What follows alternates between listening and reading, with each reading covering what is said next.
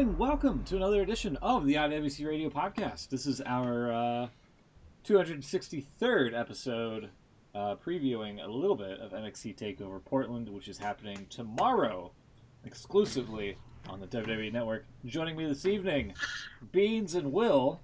No Chucks, who's out on assignment for tonight and I guess next week as well. So there you go. How you guys doing? Hello. There you are. I still haven't got a can to open. Oh, you don't have... Oh, here, let me help you out with that. Hold on. That's no problem here. There we go. Oh, that was a good one. Yeah. That was good. Straight up vanilla Coke. No orange vanilla this time, just very, very vanilla. And I also have a cherry one off to the side, because apparently they're going to be making a cherry vanilla type of flavor soon. I can already hear Chuck screaming in anger. Yeah. We don't have that. Well, I mean, since he's not here, and presumably he might not listen to the show. What gives you that idea? I don't know. I just a hunch.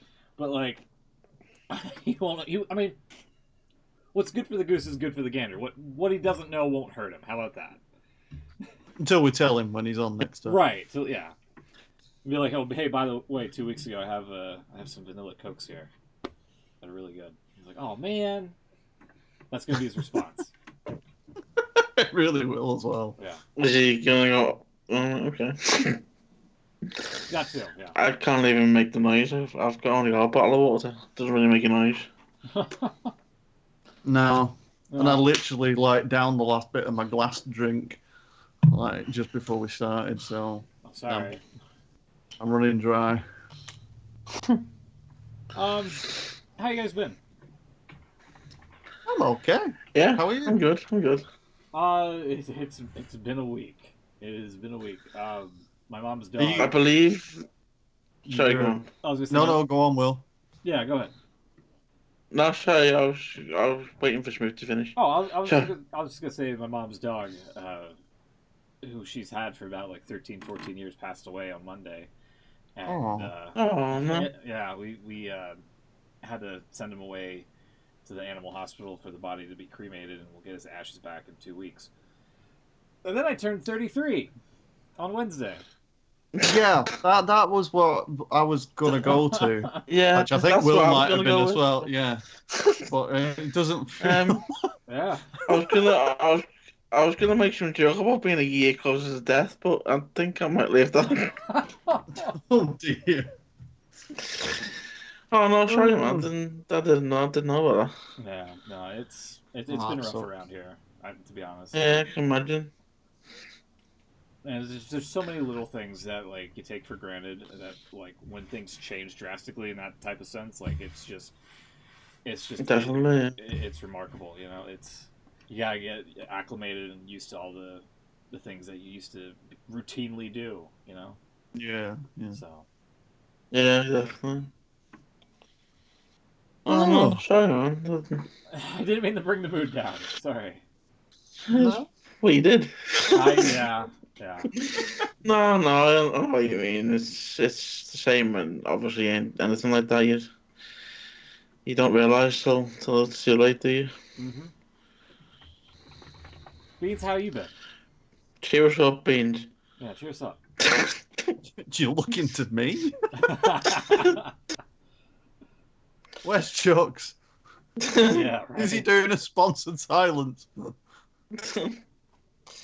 If only. I wonder what he's doing. He said he was last week as well. He was on assignment, and now he's going to be away for this week and next week for some reason. 3 weeks off? That's almost bad as you, Beans. Yeah. I was waiting for that.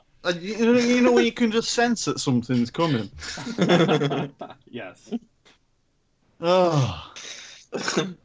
He's got a long way to go until he gets my kind of contract. Yeah, that's to be fair. We should invent something that, we don't know, some kind of disease or I don't know. Just being kidnapped. Yeah, just well, we're still something. we're still waiting on that Blink Yeah, Blink. That's true, actually. We did suggest that on Twitter before, didn't we? Yeah. Anyway, I've Rather got worryingly, sorry, I was just going to say, rather worryingly Go on. as well, we just keep waiting for the blink instead of thinking that there's actually something wrong. Oh, we'll give him another 5 minutes. Yeah. If he has been kidnapped, so I'm not paying the ransom. Yeah. Wow. Brutal. I think The it's, show doesn't make enough. I think it's worse than me actually having like an open can of vanilla Coke over here. I'm Well, enjoying- if that doesn't bring Chuck's back, nothing will. There is a problem. Definitely.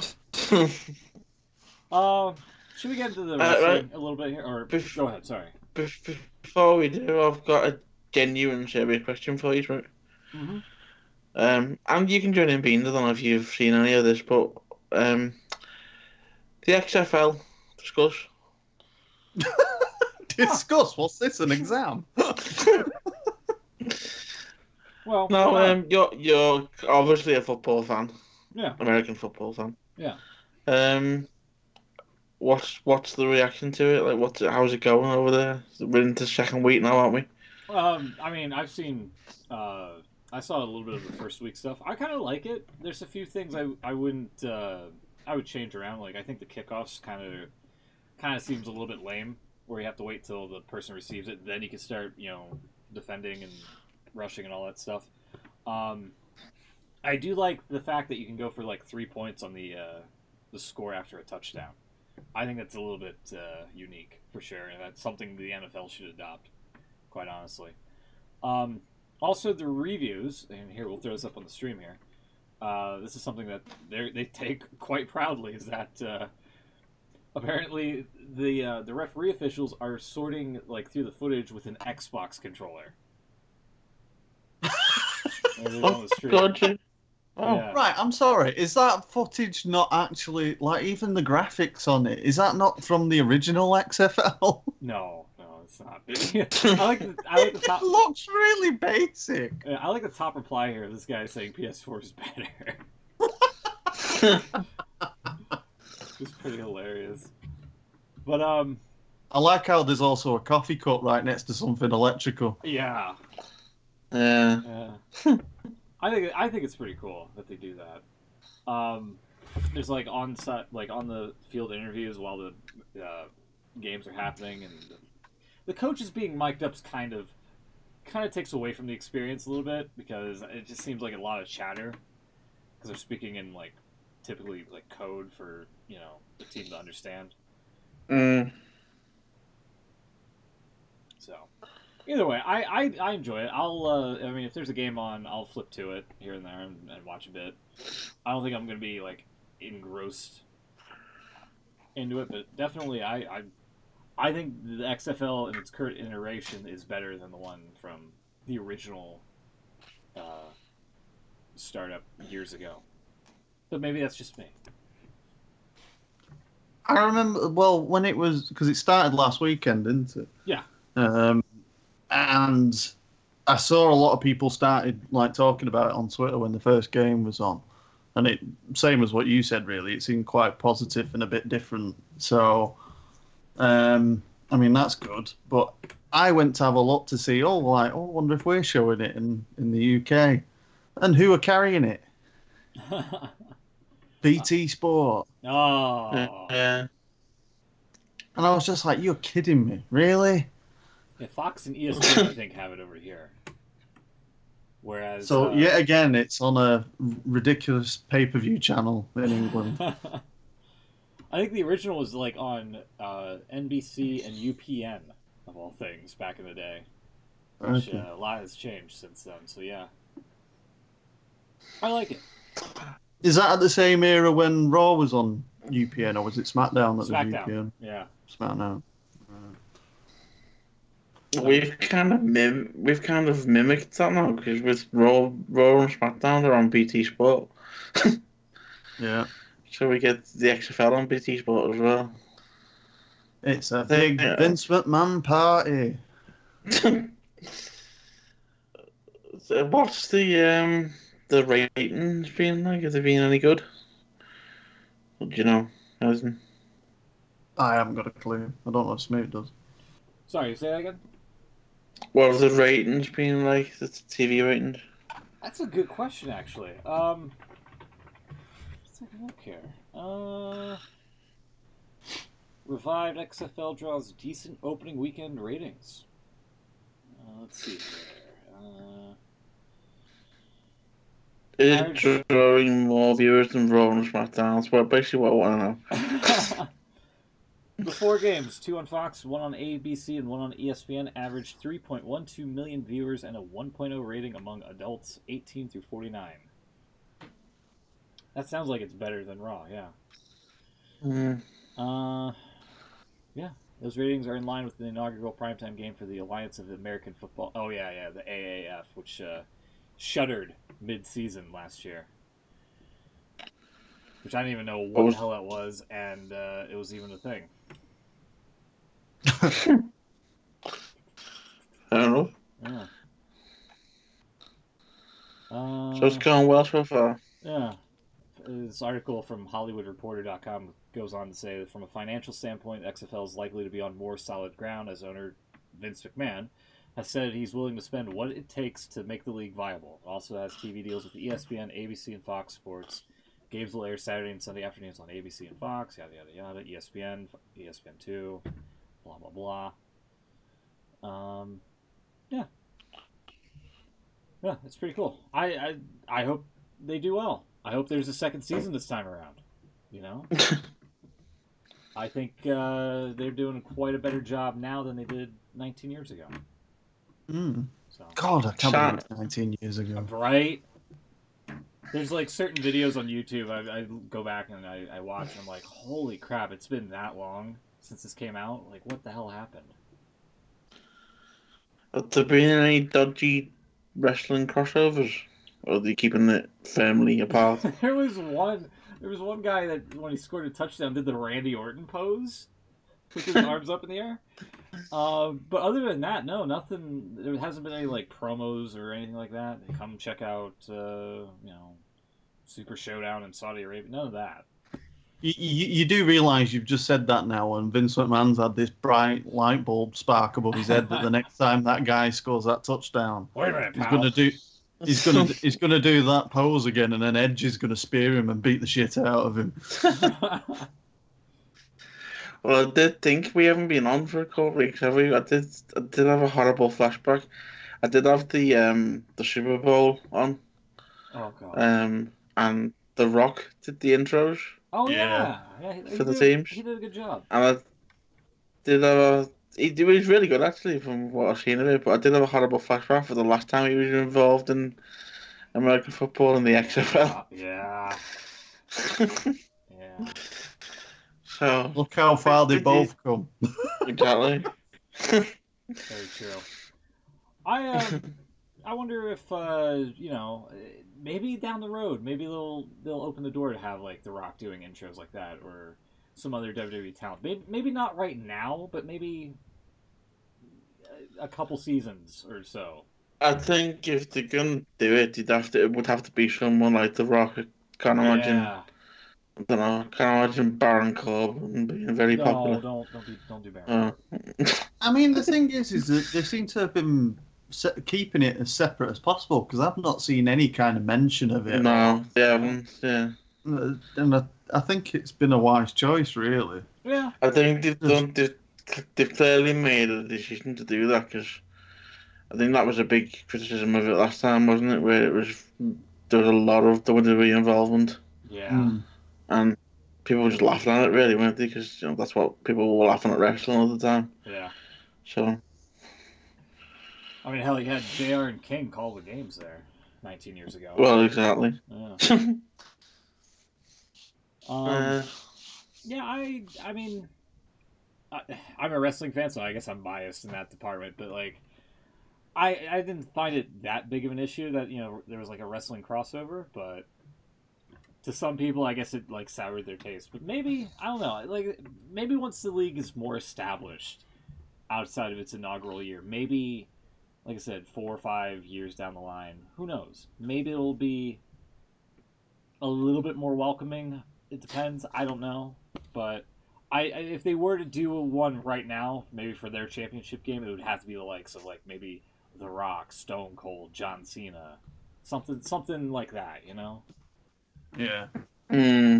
Not a Baron Corbin, maybe a Roman Reigns, not R-Truth. Oh God, you'd have the 24/7 championship defended and like on the field during a game. Yeah. God. One of the coaches would win the title. Oh, jeez. There was also somebody that dropped an F-bomb on live TV last week. That was what I saw on Twitter, Yeah. because they said something like in the first 10 minutes I've already heard a player drop the F-bomb. Yeah, it was pretty great. And then like they tried to censor it, but they were too late. So, so they said it, and then it was just like this long silence period. It was great. But yeah, like I love everything about it, and if I see it on TV, I'll definitely tune in. So there you go. Should we get into the shows of the week and all that stuff, and like NXT, I guess. Yeah, why not? All right, should we start with Raw? Since that's what I Yeah. assume you both have seen this week. Yeah, I actually caught up. I've done quite well. The only thing I've not seen now, because I skimmed through AEW before, is SmackDown, which isn't too bad for me. All right. What notable things happened on Raw? I think I caught most of it on time. I remember seeing, Kevin Owens, Samoa Joe, and the Viking Raiders start the show off, confronting Rollins, Murphy, and AOP. I am tired of this duo of groups going at it, either at the beginning or the end of Raw. I'm tired. This has got to go somewhere. They're treading water with it, aren't they? Yeah. Let's see here. The big thing was Shayna Baszler and Becky Lynch, really, wasn't it? Yeah. Yeah. The other thing here is, what else here? Raw Women's Champion Becky Lynch defeating Asuka, with Shayna Baszler attacking Becky after the match. So this was the other main takeaway of the night, where you have this title match, which ends with Becky doing a rock bottom on Asuka, which had a different name to it. I'm like, no, it's the rock bottom. Just call it the rock bottom. You know, that's an entire discussion in its own can of worms on a different day. But Shayna comes out after the match, attacks Becky, and then bites the shit out of her neck like she's a vampire. Discuss.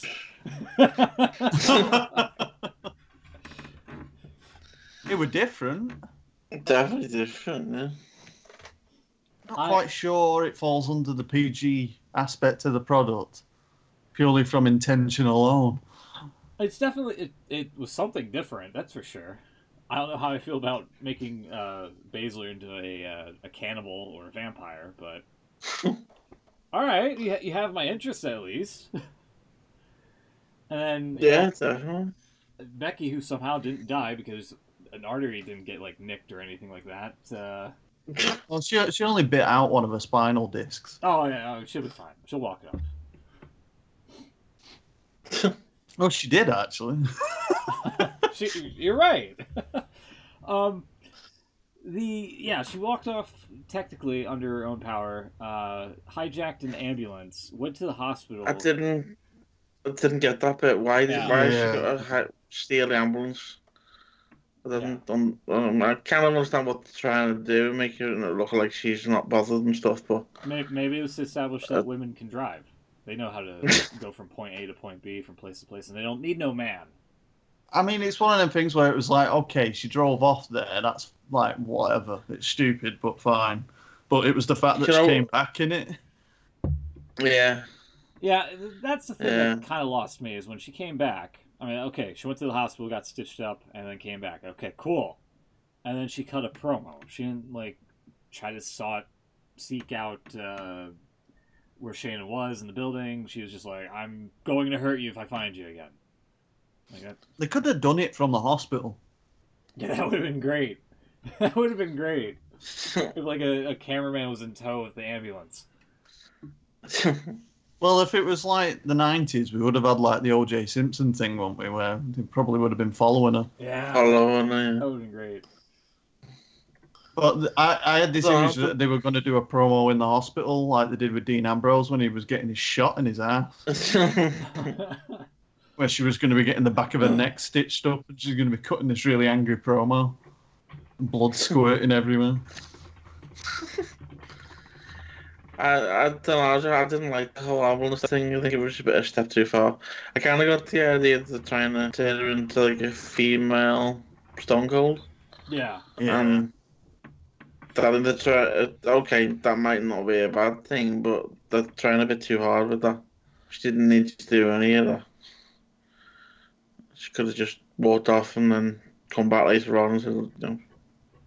I don't know if they were conscious that because they'd already kind of done this, hadn't they? When Asuka did the Mist a few weeks back and build up to the Rumble, and it was a very similar thing where she just got really angry and then cut an angry promo afterwards, and it was like they could have done it exactly the same, and it probably would have come off better. But I don't know if they were just conscious that it was only a few weeks ago that they basically did the same thing, but. Also, where was Seth Rollins when this was happening? My girlfriend got bitten in the neck. Yeah, that was the thing that kind of also was like a tipping point. Like the fact that Rollins was nowhere to be found. In fact, later on in the night, he was joking and laughing with AOP and whatnot. It was quite strange. You've got to remember, he's the Monday Night Messiah. He's got the ability to heal. So he wasn't concerned. It was just that she jumped into an ambulance before he could see her. So. How ballsy would it have been if he just healed her backstage? He came out and just put his hand on her neck. Oh, yeah. That would have been like, you know what? I believe in this. Can you imagine the backlash? That's why I said it would have been ballsy, How many people would have been upset over it? It would have been great. It would have been great TV. The other thing that annoyed me about all of this, and I don't know if this is exactly where they're going down the road, but we all kind of thought Shayna Baszler and Becky Lynch Mania was going to be like the main women's match. Yeah. And then they made Charlotte win the Rumble so that she can challenge for the NXT title by the look of it. So that she can challenge Rhea, who can challenge Charlotte, that she will make a challenge to Rhea for the NXT championship. But the thing that annoyed me is I'm thinking that if Shayna Baszler had won the Rumble, that would have been a far bigger moment than Charlotte. And Charlotte could have still gone down the route that she's going down, and Shayna Baszler attacking Becky would have made sense and also revealed who she was challenging. Yeah. That's a valid point, actually. Yeah, that's actually, I didn't even think about that like that. That's definitely quite... I would like that, yeah. Now you sold me on that. I mean, it's one of them things where you think, I understand that they gave Charlotte the win because, it's Charlotte and they're building up all her accolades and, she's not going to go through a career and not win it at some point. But as soon as Shayna Baszler came out in that Rumble, you thought she needs to win this. And then when she was the last person to get eliminated, you really damaged her. Yeah. And now she comes out and starts chewing on people. Yeah, I don't know what that's about, but it just makes me want to see Shayna and Becky, go at it here that much more. That they're pretty much willing to pull out all the stops. So whenever that match is going to take place, I'll definitely be watching. That's for sure. As for Charlotte and Rhea, I mean, I mean, I don't know. The whole point of winning the Rumble is that you could challenge for any title that you want. So why not the NXT Championship? Yeah, I think it's just a lot more credible. It's a lot more credible for the NXT people involved. Arguably, somebody that's like a main roster talent that's really good, like a Charlotte, could come down and give them their money's worth, I guess.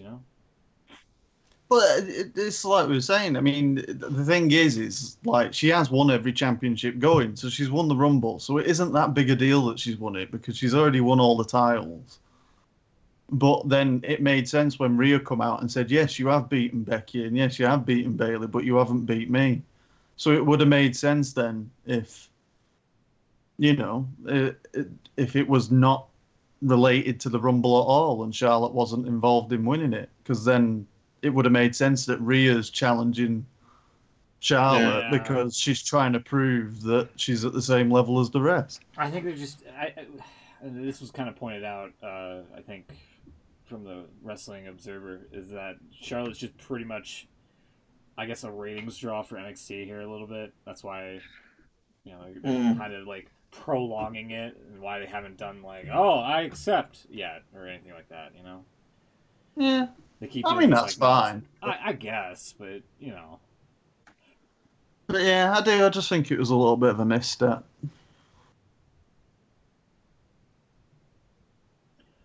Sorry. We'll see where it goes from here. After that, we had the Street Profits defeating Mojo Rawley and Riddick Moss. For fuck's sake. Where Riddick Moss then became 24/7 champion. You said this last week or the week before. Did I? Wouldn't it be funny if Riddick Moss turned on Mojo? Oh, I did. Yeah. I did point that out, didn't I? Yeah. Can I point out he was wrong? It wasn't funny. It was. I laughed. I laughed. Yeah, I thought it was funny. I thought you'd be pleased seeing Mojo getting embarrassed. I think he's doing a fairly good enough job of that himself. I wonder what happened. Just purely from the attire alone. I mean, I don't even know what it is. It looks like he's tried to fit in MVP's outfit from when he was like 12. Well, the thing about that is, like, it went from, being a broski with Zack Ryder to that weird face paint when he was cutting a promo into that mirror to now whatever he is wearing currently. The MVP Halloween outfit for a 12-year-old, yes. So, I don't know. It's weird. I don't know. It seems like almost nearly every week he's got something new for... I mean, the thing is he's on weekly TV again, and it's constant, so that's winding me up for a start. But it's even more frustrating when there is talent there, because he's confident on the mic. Mm-hmm. It can be irritating as hell, but you can't deny that he's got confidence. But there's just something extremely frustrating about him, and the booking isn't helping. Yeah, I don't. He definitely seems like he's a talent in limbo right now. I'll give you that. I just don't like him. Oh, okay. Well, there you go. I think who interrupted him on Raw? Who was it? Who came out and interrupted him? Was it No Way Jose or something like that? No, someone on the mic. Someone said something to him about he's riding Gronk's coattails. Oh, isn't that the Street Profits? That's it. It was them, yeah. And he is. I think that's the whole reason he's there, because he knows him. Rob Gronkowski, yeah. That's yeah. And that's literally the whole reason why he's still there. I think he'd have been released ages ago. I think you're right. You see, like, I find it awkward because, like, I'm thinking of a comparison, and I'm thinking, and this is a bit weird, but Britt Baker in AEW, I found her the most irritating character as a face ever. That plays a dentist. She is a dentist, but she plays up to it and comes out with a jacket with a tooth on it, and the doctor will see you now. And don't you know she's a dentist? She's a dentist. Beans. That's what I mean. It's like, for a company that's supposed to be all about realisticness and it's so real. Yeah, but it feels like it's a 1985 gimmick. But you can have the wrestler dentist. Ask Isaac Yankem. Yeah. But what I was going to say is, even though I found her extremely irritating and they were trying to make me like her, since she's turned heel, it works.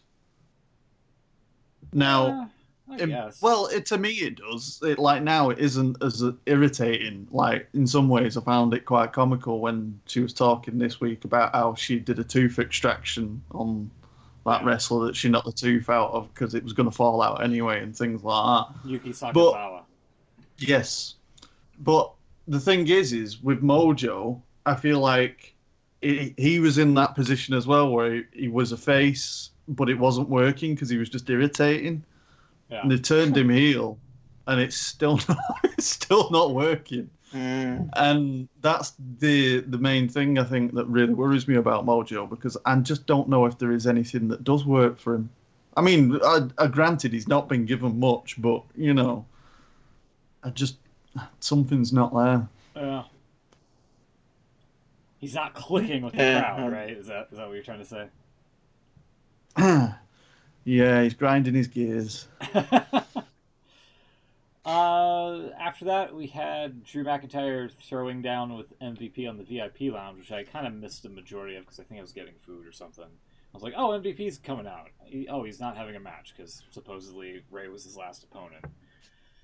And I came back and kind of caught the tail end of it where McIntyre kind of gave him the, not the Excalibur kick, what's it called? The Claymore.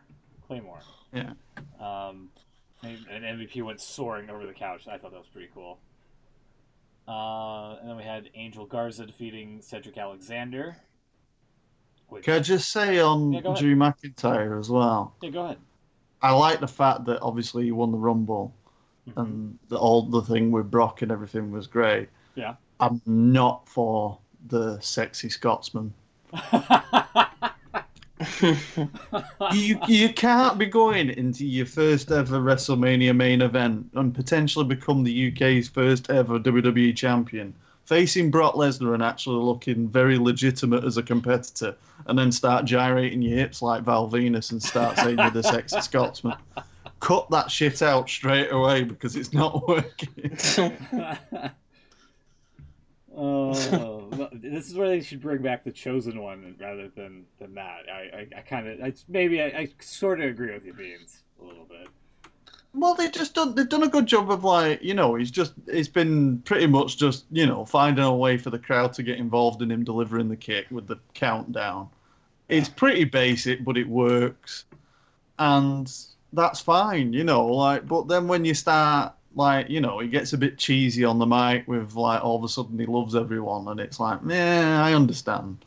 But then, next minute when he starts pole dancing, it's a bit, a bit too far. So I'm hoping he reins that back in a bit before we get to the nitty-gritty with Brock. Yeah. I want to see the angry Scotsman, the Terminator, going against Brock. I don't want to see sexy Scotsman. He was on what's the show on Fox Backstage. Backstage, yeah. He was on that this week or the week before, I can't remember. And they did like a YouTube thing where they were taking questions from fans. Someone asked him about his theme. Did he like his theme? He said no. And I don't like the current one, so I prefer the old one that I used to have, the Broken Dreams one, which I agree with him. Yeah. So I like the new one that he's got now when he's like the badass, unstoppable. It was good when he was a heel, but yeah, it doesn't really work when he's a face. Yeah. But I do agree when he was the Chosen One, that Broken Dreams song really fit his character. Especially the slow beginning. Yeah. As opposed to stereotypical bagpipes. Well.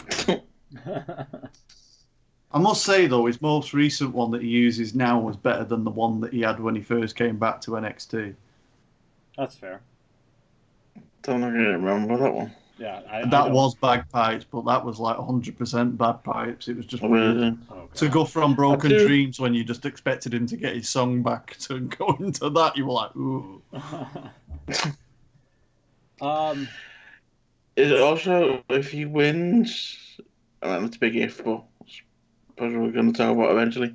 If he does win the title at Mania or whenever it may be, and he becomes WWE champion. Do you know there's only one member of 3MP that isn't a world champion? Oh, for God's sake. He's And he challenged Daniel Bryan. Yeah, Heath Ledger. Yeah, that was Well, he weird. didn't, but... Yeah, last week. Do you remember a while back when I said that Heath Slater was, like, rather strange looking in the chest area? Oh, no. I don't remember that, but okay. I do remember you saying that. Yeah, well, it looks like the rest of his body's caught up with that. Oh, my God. Boy, oh, boy. If you say so, I'll take your word for it. I'll take your word for it. He just looks a little bit chunkier these days. Hence the reason why he was wearing something that was covering his top half, I think, this time round. Fair enough. I don't know how old he is, actually. They should reunite the Union Jacks. That was good. I don't know about that, but okay. Let's see. We had Angel Garza defeating Cedric Alexander. Humberto Carrillo tried to interfere, but he got escorted out. Angel got the win. NXT Women's Champion Rhea Ripley defeated Sarah Logan in what was pretty much a nothing match. Ricochet defeated Bobby Lashley. I'm guessing no Brock Lesnar interference like everybody was expecting after that. Randy Orton attacking Matt Hardy after Matt delivered what seemed like a heartfelt farewell promo to him. Who was expecting Lesnar on Raw? There's no way Lesnar's doing 4 Raws in a row. Come on. I don't know. I mean, Bobby Lashley wants a piece of Brock Lesnar. Ricochet has been kind of annoying Lesnar lately. I was just going to say, wasn't he on the end of Raw? Yeah. He wasn't. Lesnar No. Lesnar was. He came out in F5 Ricochet after he won the... That was last week. Yeah. Was that last week? Yeah. Why not do it again? All right. Oh, okay. That's what I'm saying. There's no way you're going to do another Raw in a row. Right. Sorry. Thoughts on the Hardy promo and the lead a chance that he was getting. Yeah. Yeah, it was a bit. I feel really awful in this, and it doesn't really matter. But Matt Hardy's teeth annoy me. What? What? His top teeth. He's got veneers on his top teeth, and it's just. He's talking like Donald Trump, where he's like nearly on the verge of a lisp he's. But I could understand what he's done, but I can't understand that he's not done his bottom set. So he's got these perfect white teeth that are not real at the top, and then like average teeth that look like they need some help. Okay. Hey, All right. what can I say? Aleister Black. I bring world-class analysis to the table. There you go. Aleister Black defeating Akira Tozawa. Tozawa, I've heard, is another one that should be looking for. I've heard people say they should be like treated better elsewhere. Just going back to Matt Hardy, sorry. Apparently, the theory was that was him being written off. Yeah. With the concerto. Yeah. But apparently not. They've announced that him and Orton are going to have a last man standing match on Raw. All right, so that's how they're going to write him off. There you go. Yeah. So literally, Orton's going to literally kill Matt Hardy on Raw. Yeah. Well, to be fair, I'd be a bit concerned if a concerto's what takes him out totally. Yeah, I suppose. Considering that Edge is obviously going to come back for revenge, and like the guy's legitimately got a lot of problems with his neck. Yeah. Raw tag team, and then the main event, Raw tag team champion Seth Rollins. Yeah, the 8-man tag. Who cares? Oh, Murphy. And Murphy, yeah, no longer Buddy Murphy, just Murphy. Say, what is wrong with this company? I don't know. Just a lack of first names, apparently, or last names. Minor point: if Beans can bring up Matt Hardy's teeth. I Go want to on. bring this up. Go ahead. What Go right happened ahead. to the door? What happened to the door on the Raw set? Oh yeah, like they got rid of the little. Oh yeah, they come out the side now, entrance. don't they? The little entrance Why? on the ramp. I don't know. I guess it looks better. I don't think it does. No, I'm with Will on this. When they're coming out and you get that camera that sort of focuses on them as they're coming out, you see more of the crowd than you do of the set. Yeah. It kind of defeats the object of the big flashy new LED set. Yeah. Yeah, I'm not a fan of it. I think they could do better. Didn't they just put the door in the middle like the old Raw set? Yeah, and the thing is they're obsessed with doing all this augmented reality and using the video screens as part of their entrances and stuff. Don't get me started with the AR stuff. But the thing is if the door was in the middle of it, they could integrate it into their entrance, couldn't they? Mm. And you think like Miz, I know it's only a small thing, but when he stands on the stage and does his little pose and then the red carpet rolls out, doesn't it, on the ramp? Yeah. Little things like that, it's quite cool. So, sticking it so that it's just a video, which are all, just basic, let's write the name up in a different font every week now. Yeah. Yeah, I don't know. It seems a bit of a pointless change. I mean, yeah. If there was something on that side of it, them coming out, then maybe. But now they're just appearing out of nowhere. Yeah. I'm wondering if it's just a logistics thing and it's hard for them to set it up or something. I don't know. I don't know. Maybe. I can't imagine it being the case. But speaking of SmackDown, though, and the AR graphics, this fucking damn near made me shit myself with the what happened? The Roman Reigns graphic when they just faded. Oh. It was just a big dog looking grimacingly at me, and I just glanced over and was like, "Whoa, what the fuck?" The one I know, yeah, I see the one you're talking about. The one at the Rumble was worse. Yeah. That was similar, but it was literally they zoomed right in on it, and it was Yeah. I can't help but think every time they use that as well, rather than it being the Roman Reigns thing, I keep thinking that that's like a spider. Yeah. Yeah. In fact, I think it's a spider. Yeah. Yeah. I thought you posted a mutant spider to my feet and jumped about a foot. Yeah. See, you're not the only one. Oh yeah. You're not the only one. You're not the only one. Thank you, Lindsay. Yeah, I just don't do it. Don't have the thing looking directly at me. That one and the Alexa Bliss ones with the floating heads. Those are also terrifying. They are. Yeah. The only time that I've really looked at that augmented reality and thought it was really good was when they did it with Finn Balor's, with the smoke on the ceiling of the arena. Yeah. Because it wasn't interfering in anything that you'd see, so it just looked like it was part of the arena rather than obviously something fake floating in front of you. Yeah. Yeah. But it did just kind of add an element to it, and you think, well, that's fair enough, use it like that. But yeah, when they do all fed up of watching 3 friggin' Asuka masks every time she comes out. Real quick, SmackDown. I know you haven't seen it, Beans, but Will, did you catch it? No, that's the only one I've not seen, but okay. I'm not bothered, don't worry. I've not heard of it, but I know what happened on it. Okay. We'll quickly go down the card here. Women's champion Bayley defeated Carmella in what took I think 3 segments. It was like a good quarter of the show to resolve, but not a bad match. But yes, I did read so much that it was a really good match. Yeah, it kind of sets up like maybe a Naomi title shot, which I'm all for. I feel she definitely should have won last week, and then Carmella coming out of nowhere was a complete surprise to everybody, and then this happened. So maybe we'll have it sets up like a triple threat at I don't know, not Super Showdown, but maybe the one after it. Elimination. Well, we are going to have a women's title match at Super Showdown. That is true.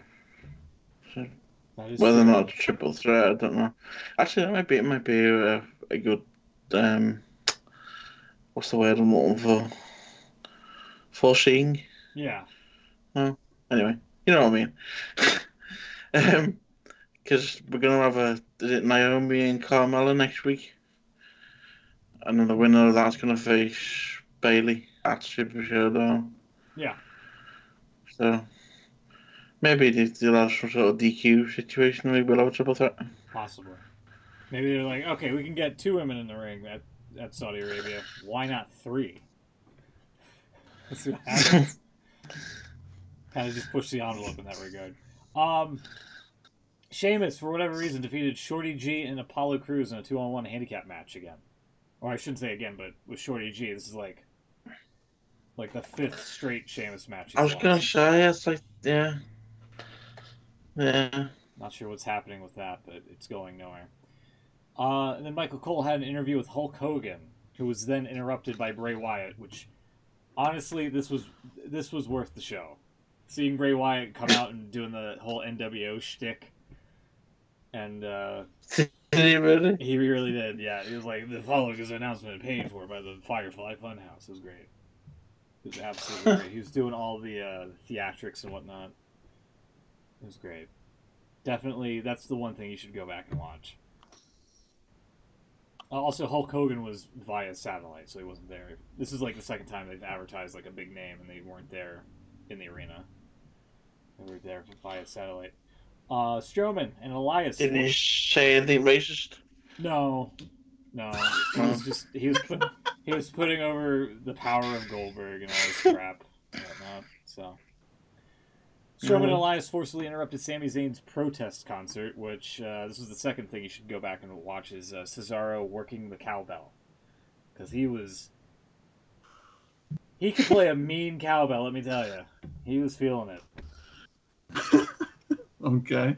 And then, all throughout the night, they were hyping up the date between Mandy Rose and Otis. Otis was late for some reason, and then Dolph Ziggler shows up and had a drink with her.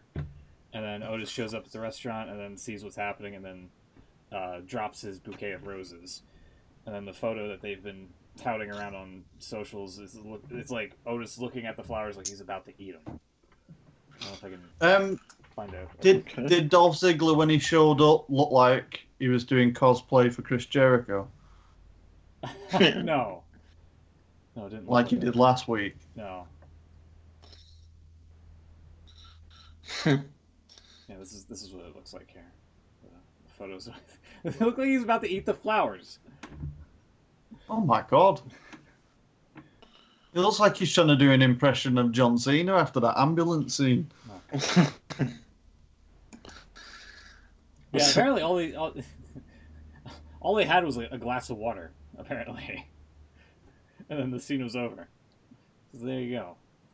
So I wonder if maybe next week we're going to see something where Sony is going to try to go after Otis, and it's going to make Mandy jealous in some capacity or something. I don't know. Either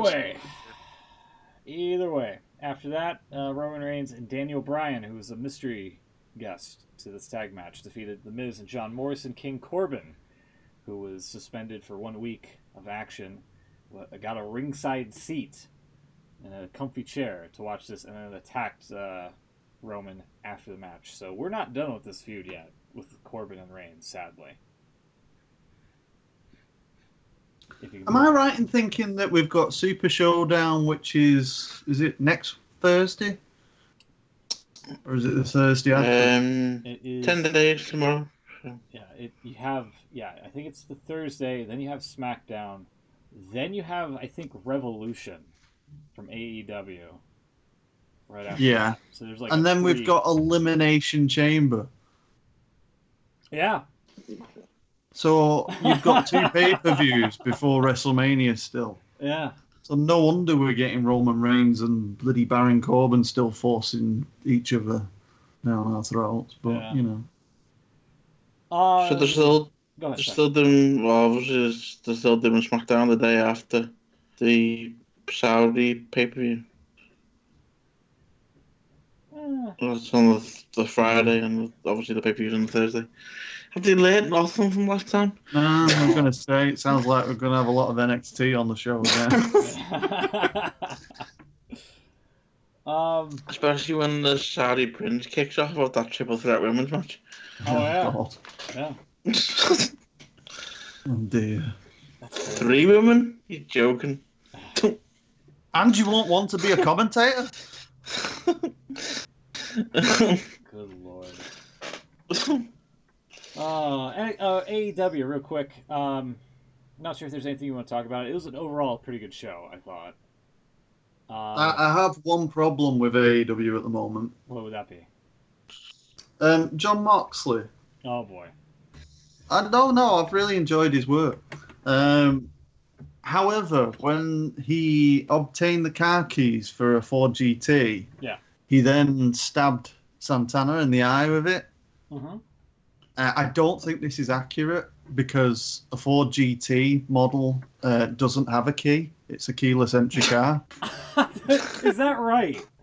I think it is. I think it has an embedded key that you can get on an emergency situation, but it's not something that sticks out the way that he had it for punching someone in the eye. But I'll let him off, seeing as that's a small thing. I think you know cars more than I do, so I'll take your word for it. Well, all I'll say is I've got a very cheap Ford car that's fairly, well, I'll say fairly new. It's nearly 4-year-old, but mine doesn't have a key. So I'm guessing a $750,000 sports car version wouldn't find the need to have a key, and everything starts with a button these days. That's kind of funny. I mean, but at least it's something like creative, though. Like they use a key to jab somebody's eye out. Like, I thought that was kind of clever, even if it is like a keyless car. I mean, the thing, yeah, like you say, it's somewhat different, but I didn't like when they actually did it to Moxley and all the messing around in the ring for ages. Yeah.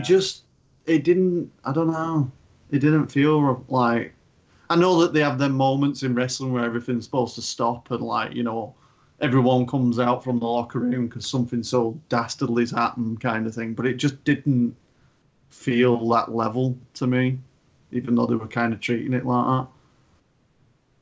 I don't know. I think I was being too harsh on it, but it's been okay.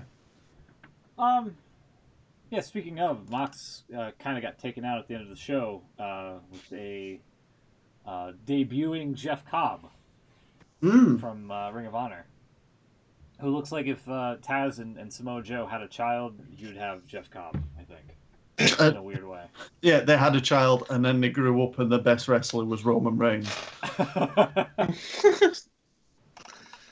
But yeah, the crowd for this event, for this week's AEW and outside the city of Austin, Texas, it looked very healthy. It looked the place looked like it was sold out. Like, it was pretty cool, especially when Jericho's entrance was getting into the press box up at the top, and they got that overlooking shot of the crowd of everybody in attendance. It looked very nice.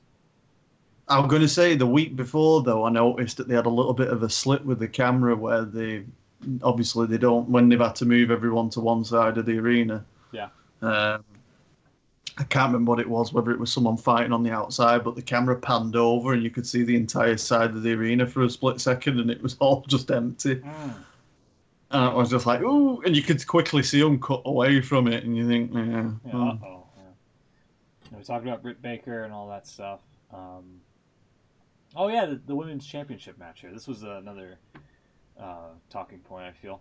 Nyla Rose won the title off of Riho in what I thought was going to be another bullshit finish where Riho retains, but not the case. And then didn't JR get some jip because he called her the King of the Mountain? Oh my! Did he? I gotta start. I really need to start listening to JR a little bit more. He almost called Jeff Cobb Jeff Hardy, but he caught himself. Believe it or not, I'm not even kidding. Like when Jericho's coming down to ambush Moxley or whatever near the end of the show, listen back, because he almost calls Jeff Cobb Jeff Hardy, and he catches himself and he's like Jeff Hardy, Jeff Cobb, rather. Like, oh my God, Jim, what are you doing?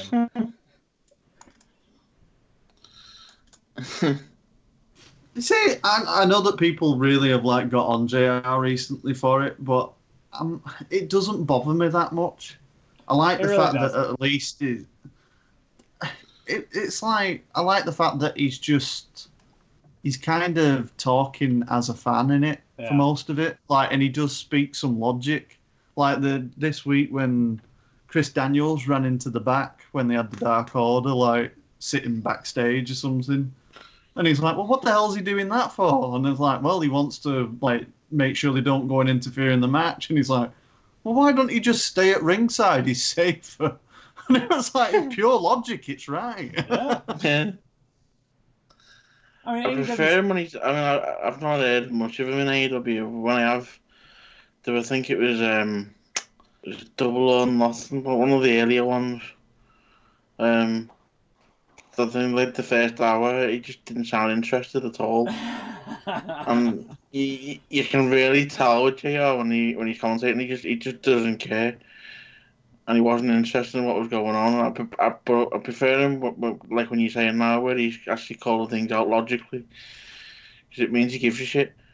Yeah. So But it's that thing as yeah, well where you're thinking the same thing that he's saying, so it kind of exactly. justifies what's happening. You know, it's like it doesn't feel like it's a mistake if Yeah, it's kind of like being referenced on the show because then it's part of the show and it feels like, well, that was planned to be like that, even though it probably ain't. But it's yeah, like in WWE when it's like that usual like, oh, they miss a move by like 10 yards and then it's like, oh, I don't think they got all of that, and it was just like. yeah. Oh, but they got enough, and things like that. And it's just like They didn't get anyone all of else it, would but they sit got there and enough. just say, yeah, it's like, no, they've completely missed. It's fine. It's supposed to be a sport. Sometimes you don't hit a punch. You know what I mean? It's like, Yeah. if you call it out, it just feels more right, But yeah. Anyway, Fair I'm enough. sure I there was mean, something else on AEW I wanted to mention. let me see here. Hold I on. don't know. I don't like the roster, though, still. There's not Yeah, many wrestlers that I actually like. I I'm find kind them of all fairly annoying. I'm kind of with you on that. I'm kind of tired of Pac and Kenny Omega, where like Pac is like trying to torment Michael Nakazawa, and then last week it was setting up Riho to be destroyed by Nyla Rose, who couldn't even put her through the that contract signing table. She just bounced right off of it. Yeah, I'm kind of with you on that. There's some personalities I'm not really fond of, but I definitely think maybe if they get like the likes of like a Luke Harper, I already like Jeff Cobb. I like the look of him. I like he looks like a guy you definitely shouldn't fuck with. But that's the thing that annoys me as well, is it's that same kind of like WWE thing where it's very easy to like the heels, but it's really hard to like the people that you should. Yeah, but then again, Cody said that there's no like quote unquote faces or heels in AEW. You know, even though there kind of are, and like people boo the people you're supposed to boo, and cheer the ones that you're supposed to cheer. But even then, so I don't know. Anything else before we move on to like NXT, and then we'll get out of here. Edge just said in the chat that he's happy to see Jake Hager finally getting into the ring, which is Oh yeah, a good point. going up against Dustin. Yeah. So that'll be quite I, interesting. I think outside of the MJF Cody stuff, that's like the first official match that we have for Revolution. I think. I could be wrong on that, but yeah. Looking for this is another thing. By the way, this is something else that they somebody I think pointed out. I think it was Jason Solomonster pointed this out, how like AEW likes to plan ahead, and like they announce matches ahead of schedule, like 3 weeks from now, 2 weeks from now, it's this main event, this happening, this so and so, like the steel cage match that's going to happen this Wednesday. That was announced like a couple weeks back, Yeah. and they actually have some sort of like they plot ahead and like plan these shows out, whereas WWE, it seems like they just fly by the seat of their pants, you know. Yeah. So I think they're getting back to it a little bit, because when they first started, it was quite clear that like the first 6 weeks of TV was quite well planned out, leading up to the first pay-per-view. Yeah. And then they kind of fell off a little bit, I think, because obviously they started getting into the routine of doing weekly TV. But they do seem to be getting, like you said, a bit more structured again now. I was saying he's a little on the fence about the advanced booking announcements takes away from the organic feel. I mean, that's fair, true, but like, if there's like some sort of big match, it's not like, hey, you know, SCU is going to go up against Hybrid 2 in some random fuck all match, you know, next week. It's not like that. It's like, if there's a big angle or big enough story that's surrounding whatever is happening between a certain set of people, then they'll announce it ahead of time. Like, hey, this is going to be a thing on this date. Tune in, watch it. It's going to be great. I think what they need, I think the area that they do need to learn a little bit more from WWE, and it's quite a dangerous thing to say, is more on the promo side, because every week you're getting matches which are, you know, like first time evers kind of thing, and it feels like they're going to quickly burn through the roster. Yeah. And like you said, then you reach that point of like how it is with Samoa Joe and Kevin Owens and Seth Rollins and AOP. Like you just don't give a monkeys because they're just going for one another all the time. So yeah, I think they need to slow it down a little bit on the matches and do a little bit more promo stuff and try and build a bit of more meaning for the roster, because you know, like, you're still introducing people. Yeah. So yeah, try and do a little bit of a slow stuff. I mean, like this with like you've got what Jeff Cobb's facing John Moxley next week.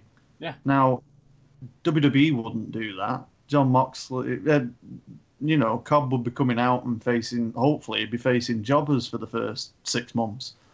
Yeah. And building up to something. I mean, it doesn't have to be that long, but you know, like you've already, if you're in WWE and you've put your new signing person like Jeff Cobb into a match against your top babyface, what do you do? Because Jeff Cobb needs to win that, but you also don't want to make John Moxley lose going into the pay-per-view. Well, I think Moxley with the eye, he's either going to get distracted or like maybe it'll be a DQ or something. Who knows? But see, there again, yeah. Then you're starting going down that usual, how long is it before, you know, you play someone's music and they get rolled up? Yeah. You know what I mean? It's like you're going down a dangerous road there, and it's like you don't need to, you know, it is a big match. Yeah, Ed in the chat's mentioning local enhancement talent and what you were saying and how, you know, WWE would treat it. You mentioned that, and I go back and thinking, and just this is just an example, but like with the Viking Raiders, they were tag champs and they were facing like jobbers like week after week after week, and then they ended up losing the titles to AOP, I believe, or whichever tag. Was it? I believe so. I believe so. Yeah. Like they were tag champions. They were facing enhancement talent for like at least like a couple of months. I think the difference is, though, is if the Viking Raiders are being introduced and facing local talent, that was all right. Yeah. But when you become champion, you shouldn't be doing it week in, week out then, because you're established on the roster. So that's when you start building up to your matches, where you probably shouldn't be wrestling as much at that point. You should be doing more interview stuff and building to a match and, you know, finding out more about them kind of thing. Yeah. And I think maybe like starting this week, you might start seeing some more matches being announced for Revolution, since we are, I believe, 2 weeks away from it exactly. So yeah, I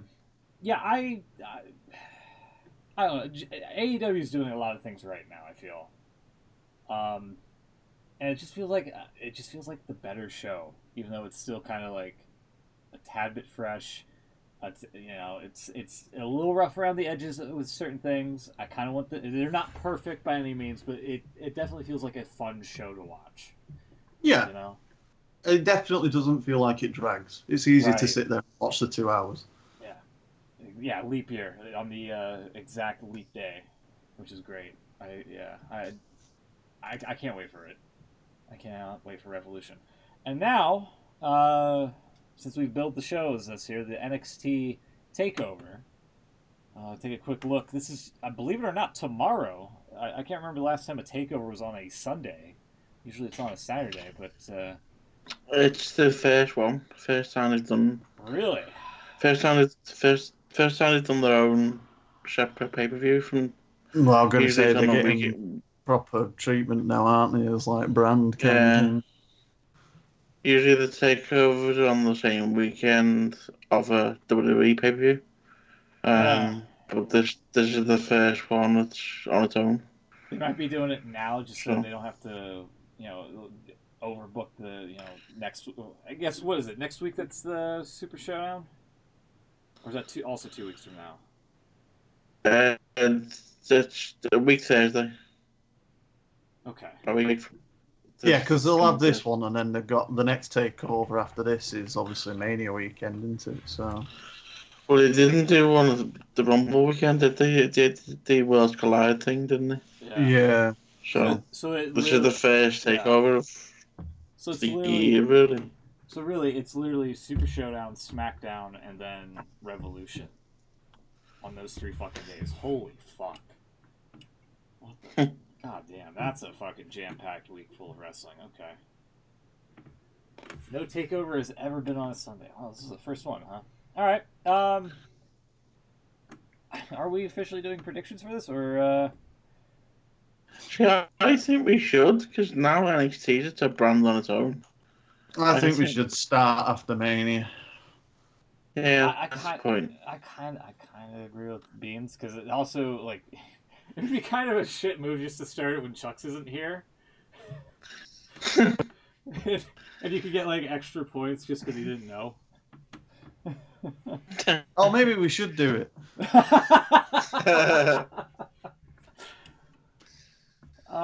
No, I'm game for doing it after Mania. Yeah, we could do well, we start fresh, don't we? We're Yeah. The new financial year. The new wrestling year. Yeah. So there's only... Wrestling runs from April to April. So there's only 6 announced matches. That's pretty good. We got Johnny Gargano versus Finn Balor, Tegan Nox and Dakota Kai with the street fight,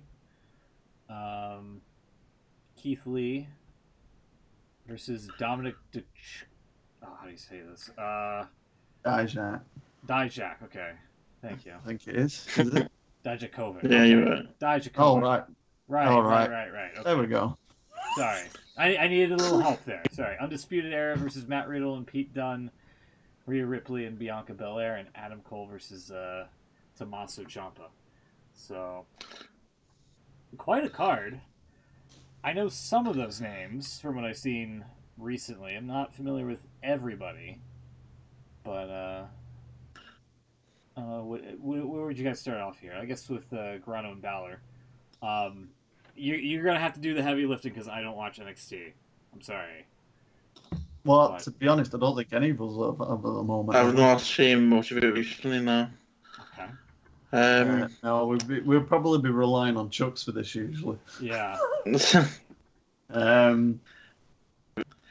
Do we hear that? Because since the move to BT Sport over here, they show NXT live, and I've recorded every week and never watched it.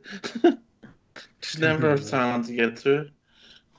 Well, that's it, isn't it? And it's frustrating because it probably is the most solid, show that we put out at the moment. But it's also, it still feels like it's under that umbrella a little bit, doesn't it? Rather than being the mainstream thing. I mean, I'm not in work on Monday morning, so I might actually stay out and watch this tomorrow. Usually the takeovers is good, so.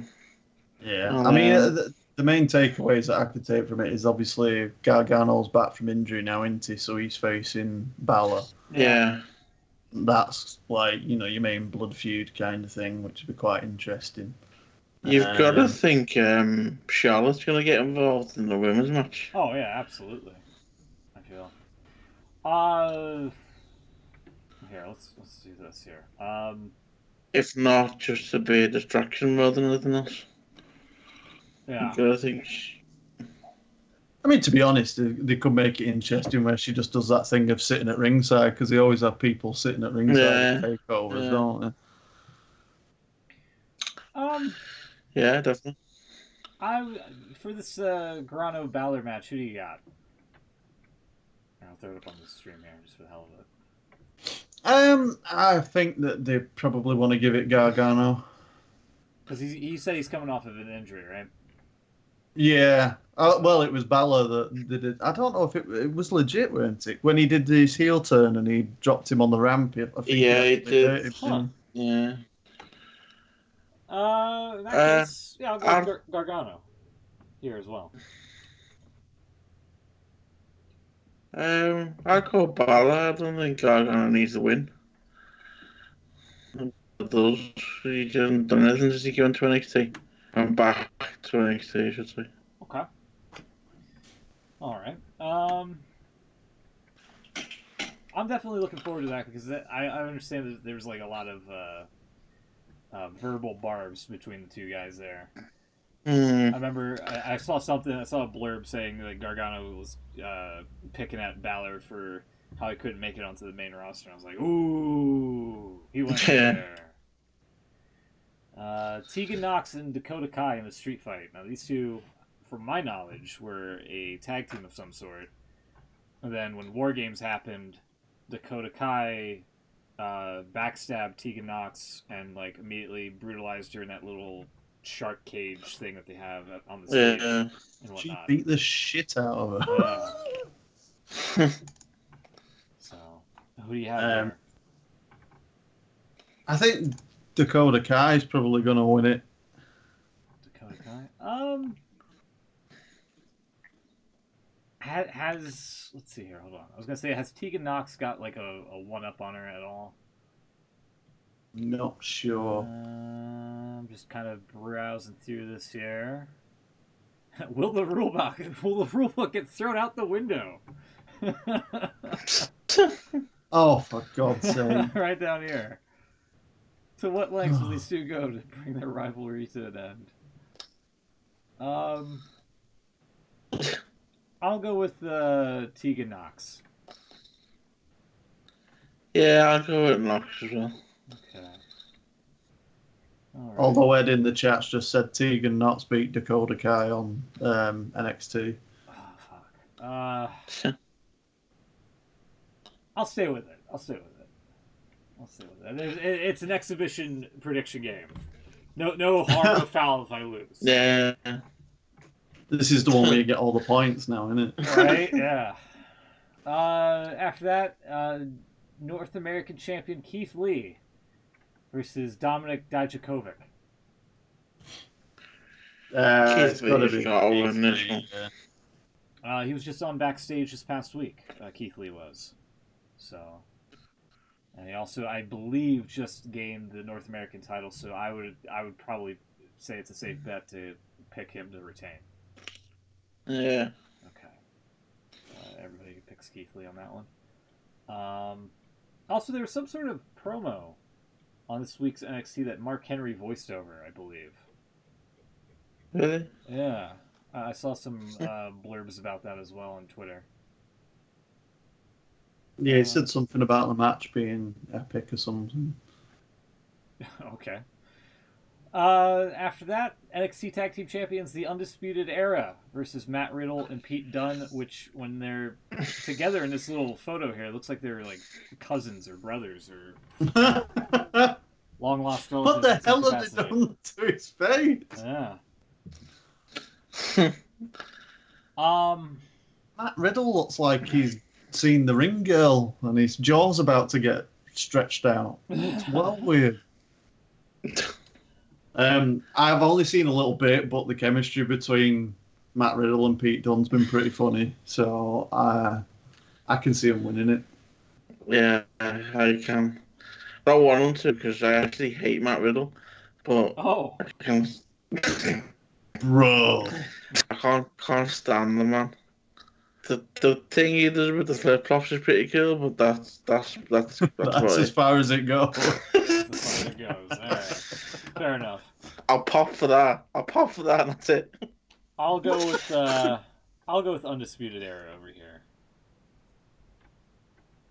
I think they're gonna retain. Well, Broserweights, as they're known, they won the Dusty Cup, didn't they? Oh, did they? And the winners of that got this match, so I can see them going all the way and getting the titles as well. Yeah, Ed's put the Broserweight video from this past week's NXT is must see. So Yeah, it's something where they get into like the biplane of Triple H and they like are in the storage compartment and then Triple H flies off with them unknowingly or something like that. It's crazy.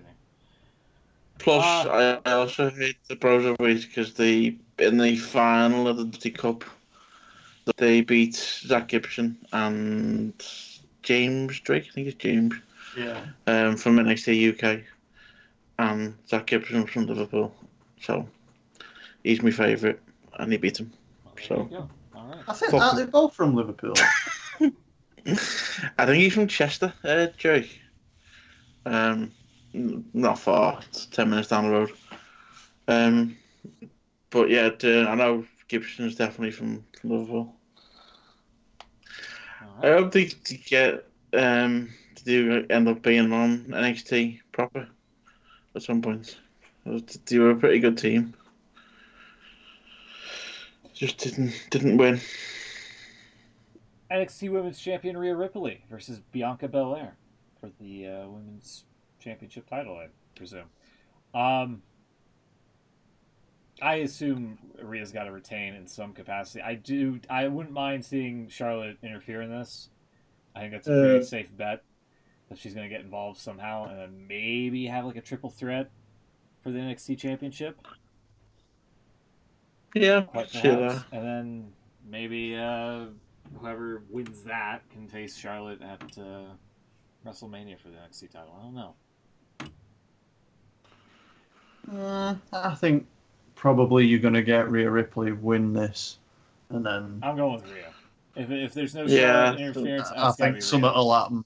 I can see something happening after the match rather than bringing her into a threat scenario. But I don't know. They could do. I also want Bianca Belair to beat the shit out of Sam Roberts at some point. Yeah, I'd watch that. Fair enough. NXT champion, Adam Cole, baby. Sorry, just going back to the women's championship. There was a bit of a confusion a few weeks ago. What about it? How they were going to refer to the women's title.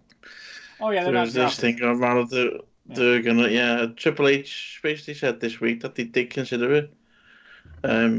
But then they pretty much came to the conclusion, and everyone else did, that it was stupid. So, they tried it at Worlds Collide and realised it didn't really work. So. Yeah, no. NXT champion Adam Cole versus Tommaso Ciampa. Sorry, if there was anything else. No, okay. Just say it's a good thing they didn't do it. Adam Cole's winning this. Yeah, I actually, you know what? I'll go with Ciampa. Yeah, I'm not sure on this one, just because I'll go with Ciampa. They've already had a match, haven't they? At the last one that Cole managed to keep the title, didn't they? I think. I don't know. Didn't Ciampa's been injured, hasn't he, for a bit? Yeah, but I thought he came. Well, he was in War Games and he beat Adam Cole at the end of War Games. Yeah. I seem to remember that after that one, the last one, they've had something, and Adam Cole managed to sneak it. All right, no, I just said Cole. Yeah, I don't think there's been a takeover since Right, so War I might Games. be just getting mixed up with War Games then. Probably means Cole's going to win this one and he might go the other way before Mania. I mean, if Broserweights win the tag match and then Ciampa wins this, that's Undisputed Era losing all their gold. Yeah.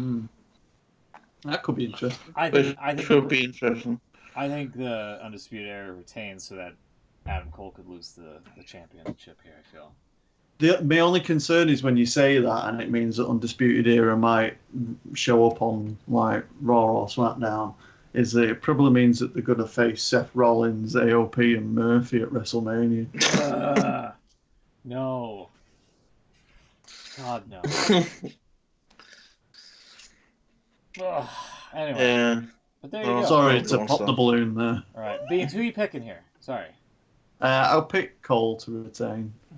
Okay. All right. I'll go. I don't know. Just something about Ciampa in this match. I think with him wanting Goldie back, I think he's gonna fucking find a way to beat the shit out of Adam Cole, baby. If you ask me. What I should have done was like telestrated who our picks were going to be on the WWE website. I should have done that. You should. Actually, Smoot, can you go back onto that page for the preview of Ciampa and Cole? Yeah, go ahead. What about the first sentence of it? Payback will be on Johnny Gargano. Oh wow. Oh wait. Oh, hold on. That's wait. No, not that one. Sorry. No. Yeah. Tommaso Ciampa will finally get to reclaim the title he never lost when he challenges NXT champion Adam Cole at NXT Takeover Portland this So they've just told us what's happening. It's not will Tommaso Ciampa finally get to reclaim. It says Tommaso Ciampa will finally get to reclaim the title. Right. Yeah, that's not a prediction. That's a fucking spoiler right there. Right there. That's a bad typo to me. Yeah. I didn't even notice that. Good spot. There you go. All right. How is that a spoiler? Because it's telling us what's going to happen. Then they didn't phrase it in a question. Like Ciampa's getting to reclaim his vengeance and whatnot. I'm still picking Cole. I think it's just a typo. Yeah. Well. All right. Only because Tommaso Ciampa's a tagged item and they could have done that and moved it around. I don't know.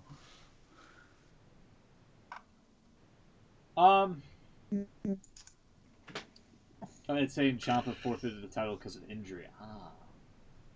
Yeah, I remember doing that. So he's gonna reclaim what he never lost. Still telling you what's going to happen, though, isn't it? Yeah. I don't know. I'm gonna be watching. It's on a Sunday. There's not much else happening. I'll definitely be watching. That's for sure. Yeah. I'm gonna watch it myself. So those are our picks. We'll be back hopefully next week. Next Saturday is what is it here?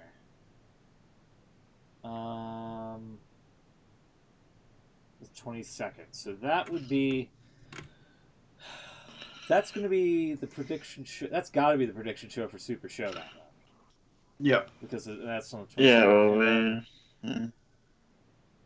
That's got to be the Super Showdown, and then next Saturday will be the Revolution prediction show. That's weird. All right. So yeah, next week's gonna be the predictions. Yeah, prediction game for Super Showdown, and then we'll ship the list off to Chucks, who's gonna have to make them via satellite and all that stuff. So there you go. That's gonna be a weird one for sure. So there you go. A lot of fun. Thank you, Beans, for being here. Sorry that we kind of went longer than intended, but no, that's my fault for moaning about Mojo Raleigh. Hopefully, you'll be here filling in for Chucks next week as well. I hope. Yes, hopefully, right. Yeah. We'll be here. Thank you, everybody, for coming out. We'll see you next time. Have a good one. Take care. Bye-bye. See you next week. Bye-bye.